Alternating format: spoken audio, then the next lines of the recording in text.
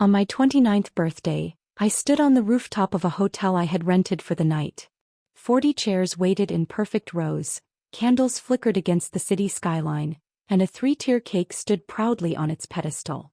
It was supposed to be my night, my celebration. But I was the only one there. Before we continue, please subscribe to the channel and let me know in the comments where you're watching from. Your support helps me share more stories like this. Hi, my name is Posey. I'm 29 years old, the kind of person people call reliable. The one who remembers birthdays, who sends flowers, who never forgets a detail. My family has always depended on me, sometimes for comfort, more often for money. But they never really saw me. And on this birthday I learned just how invisible I was to them. The rooftop was perfect, at least that's what I told myself when I signed the contract a month earlier. String lights swayed gently in the evening breeze, giving the skyline a soft glow. The tables were draped in ivory cloth, the place settings gleamed silver, and each guest's name had been handwritten on small cards I stayed up until 2 a.m. crafting. It wasn't just a birthday. It was a test in a way. A chance for them to finally choose me, to show up for me. For once not my brother. Not his promotion, his raise, his victories. For once just me. I checked my phone. 7:15 p.m. The party was supposed to begin at 7 sharp. I told myself people run late. That maybe traffic was heavy. That maybe the elevator down in the lobby was moving slow. But deep down I already knew. At 7:23 my phone buzzed. A message from my brother lit up the screen. Don't wait up. Everyone's at my promotion party instead. My chest tightened. The words blurred as I stared at them, but the sting was sharp enough to cut through any denial. And then 10 minutes later another message arrived. This time colder, practical. By the way, I put the $5,200 dinner on your card.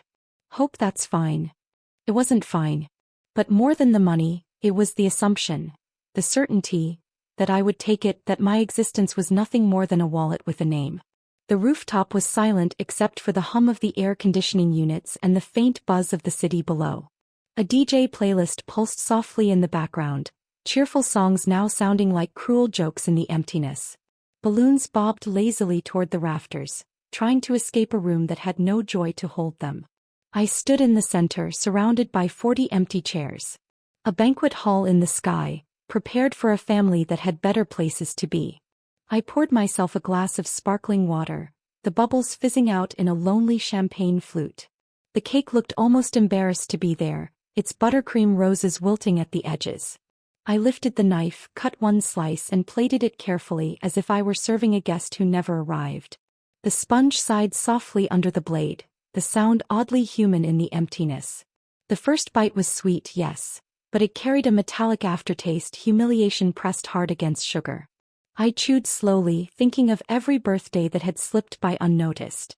The 16th birthday they forgot because my brother had a soccer game. My 21st when my parents were away on a cruise. My 25th when I was left behind to work while they toasted him at a company dinner. Every candle I ever blew out seemed to whisper the same thing. You don't matter.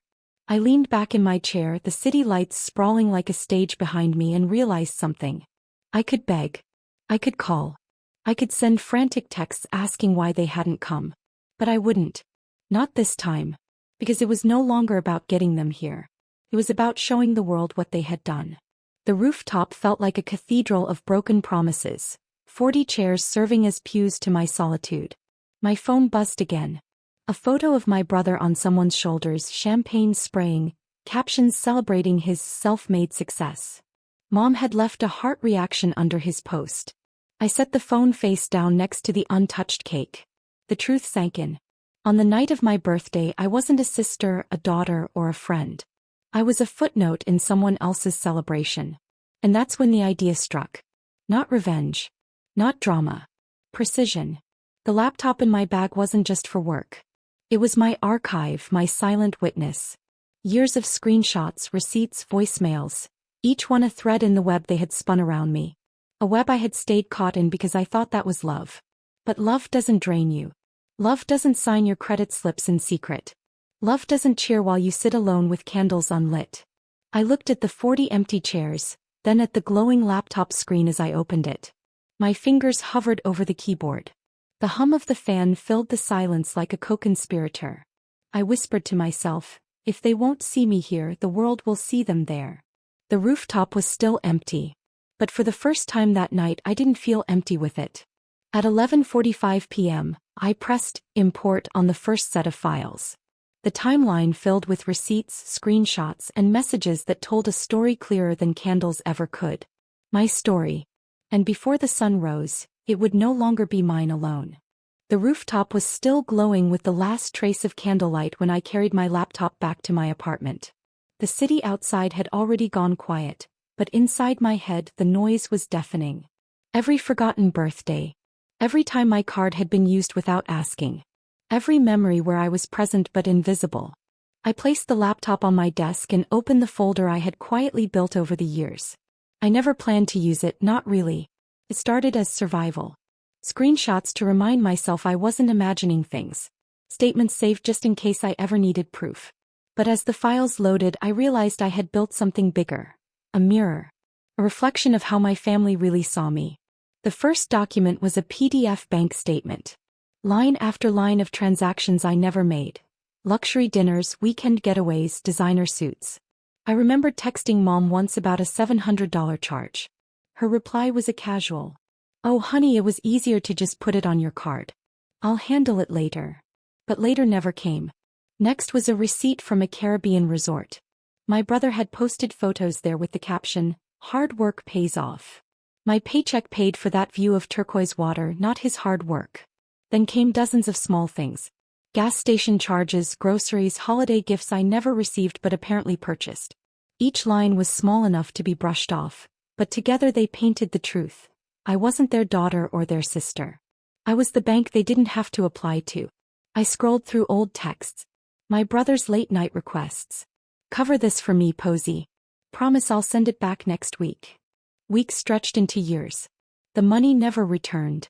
Dad's voice notes. Smooth, confident, always framing it as duty. "Family looks out for each other. You're doing well, sweetheart. It's just this once." But just this once had become a pattern carved so deep it felt permanent. And Mom, her laughter threaded into every voice message. "You're so reliable, Posey. That's why we trust you with these things." Her words dressed theft as praise. Buried deeper were photos I had saved from social media.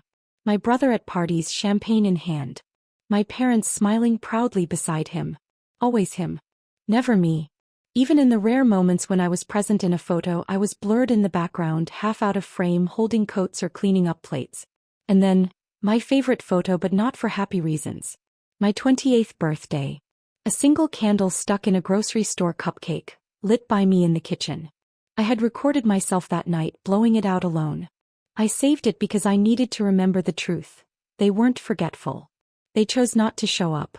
I leaned back in my chair. The files glowed on the screen like a constellation, each one a star pointing to the same conclusion. I had given them too much. Money, time, patience, silence. And they had given me nothing in return but the label of reliable. It hurt. It burned in a way I couldn't quite describe. But beneath the burn was something steadier, resolve.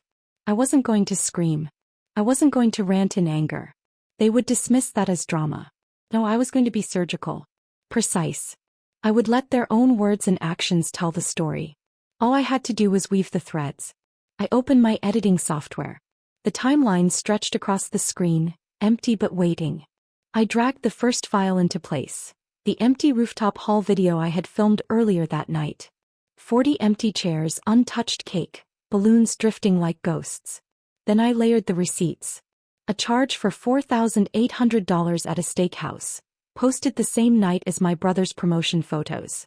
Next, the Caribbean resort statement, paired with his social media caption, "Hard work pays off." The contrast was brutal and undeniable. I added my voice, calm and steady. This is what family looked like for me. A birthday alone while my card paid for their celebrations. The words felt heavy as I spoke them, but my voice didn't crack. I kept it steady like a surgeon cutting clean lines. The night bled into morning. Outside, the sky shifted from black to deep blue, but inside my apartment, the glow of the screen was the only light I needed. I lined up texts, voice notes, photos. One by one they clicked into place. By the time the clock on my laptop hit 3:40 a.m., the story was no longer just mine. It was a film. A timeline of neglect dressed up as family love. At 3:47 a.m., the export bar filled to 100%. The video was done. I stared at the finished file, my heart pounding. For years I had wanted them to see me. Now I was about to make sure the whole world did. I copied the link. I hovered my finger over the family group chat. The message box blinked at me, waiting. Finally I typed, "Watch this before sunrise." And I pressed send. The silence that followed was heavier than any shout could have been. When I pressed send, the silence felt alive. My message sat there in the family group chat, glowing blue beneath my name. "Watch this before sunrise." No reply. Not right away. The dots appeared, vanished, then appeared again, like someone on the other end was choking on words they didn't want to type. I didn't wait. I leaned back in my chair and opened the shared drive. The view count ticked upward almost instantly. Then 3. Then 7. My laptop fan hummed like a heartbeat, steady, urgent, unstoppable. They were watching. The video wasn't messy. It wasn't rage. It was clean. Precise. The opening frame, the rooftop at night. 40 empty chairs. A cake untouched. Balloons sagging against the city lights. My voice came in calm. On my 29th birthday, this is who showed up. Nobody. Because my family was celebrating my brother's promotion with my card. Then the receipts flashed. A $5,200 steakhouse bill. A Caribbean resort. My bank statement glowing with charges I never made. Next the text. My brother's demands, "Cover this for me, Posey." Dad's assurances, "It's just this once." Mom's casual laugh, "Oh honey, you're so reliable." Every word dripped with entitlement. Every clip was stitched with proof. By 4 a.m. my phone buzzed with the first reply. "Dad, what is this?" Confusion. Not guilt. Always confusion first. Then Mom. "Posey, take this down immediately. This is private family business." The irony stung. For years, my birthdays, my money, my life had been treated as disposable. But the moment I made their behavior visible, suddenly privacy mattered. I didn't respond. I refreshed the video.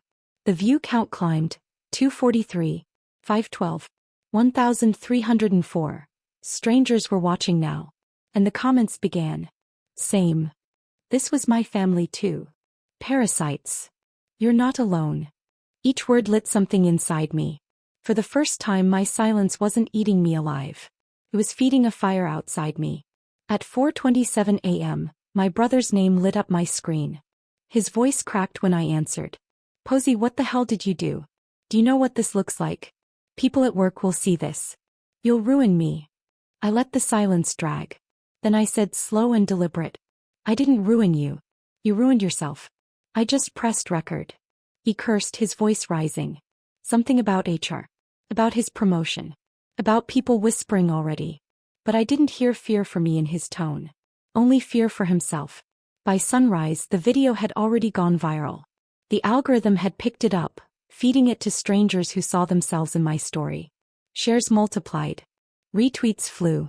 Comments piled in by the hundreds. My inbox flooded. People sending screenshots of their own parents' betrayals. Siblings who drained them dry, stories of invisibility. For every wound I exposed, a chorus of others answered, "Same." At 7:15 a.m. a notification popped up. Local blogs had picked it up. Then a gossip forum. Then a workplace thread. My brother's face, once polished for LinkedIn promotions, was now dissected frame by frame in comment sections. Mom tried again. "Posey, you're being dramatic. Family handles things privately." Dad added, "Delete it. We can make this right. I'll pay you back." I stared at their words. For years I had begged for those promises. Now when the world was watching, they offered them. Not out of love, but out of desperation. I typed nothing back. Instead I opened the editing software again.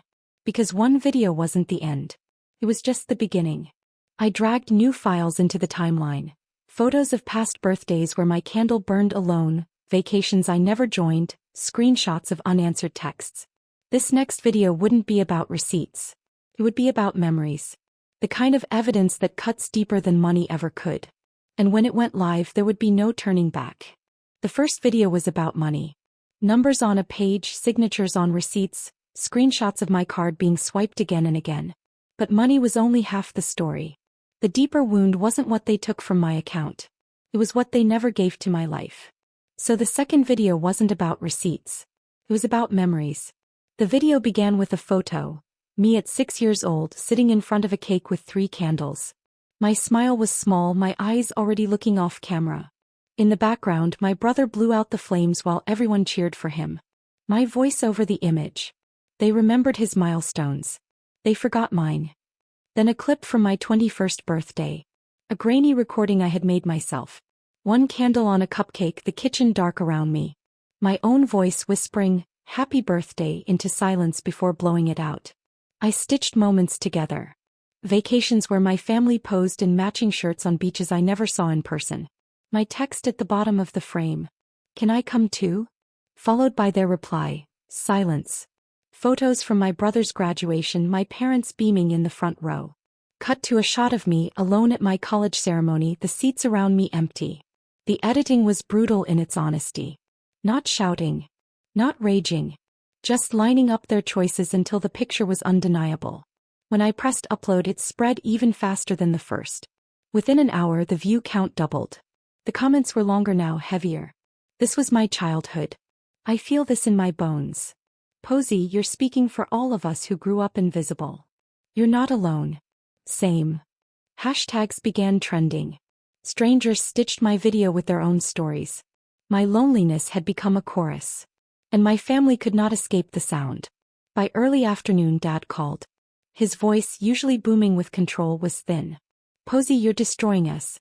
People at church are talking. Our friends, our friends." I cut him off. "You mean the ones who toasted my brother's promotion while I blew out candles alone? Those friends?" He didn't answer. He couldn't. Then came my brother again, this time frantic.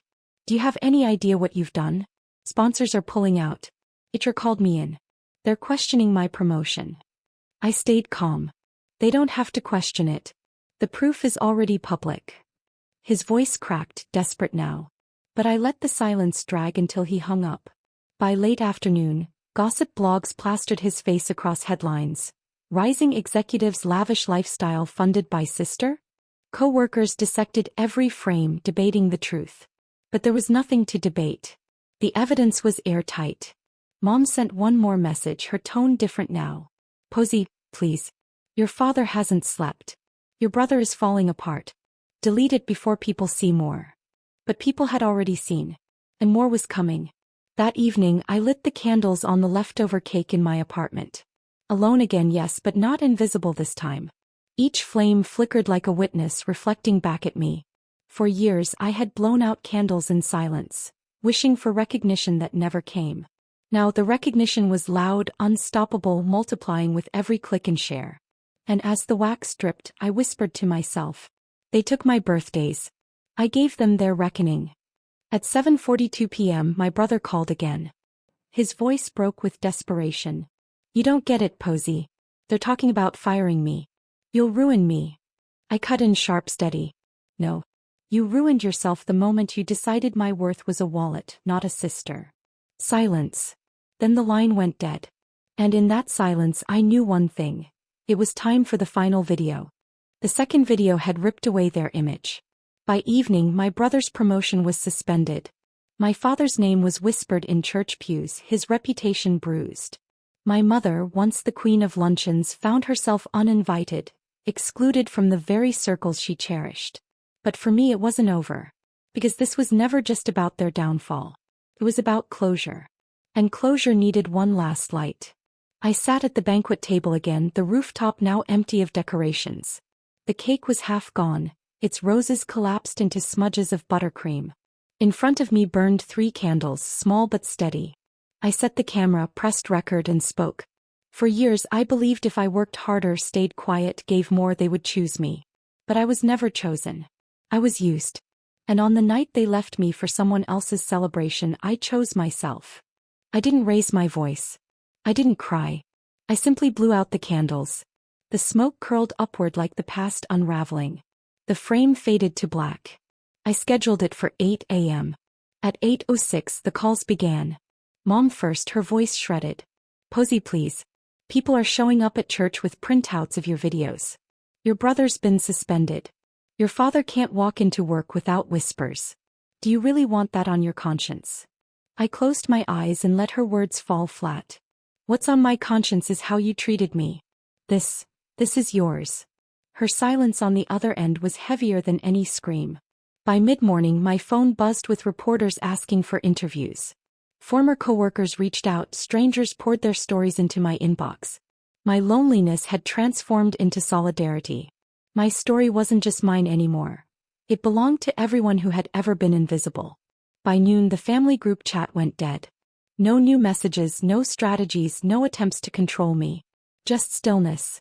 I imagined them huddled in their house, finally realizing the power had slipped out of their hands.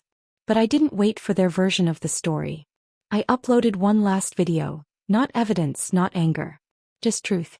The opening shot. Me sitting at the rooftop table, a single slice of cake before me, one candle flickering. My voice. They stole my birthdays. They silenced me with obligation. They erased me in favor of him. But this year I blew out a candle, not for them, not for us, but for me. And this is the year I will never be invisible again. Fade to black. By evening, the video exploded across timelines. Hashtags burned bright.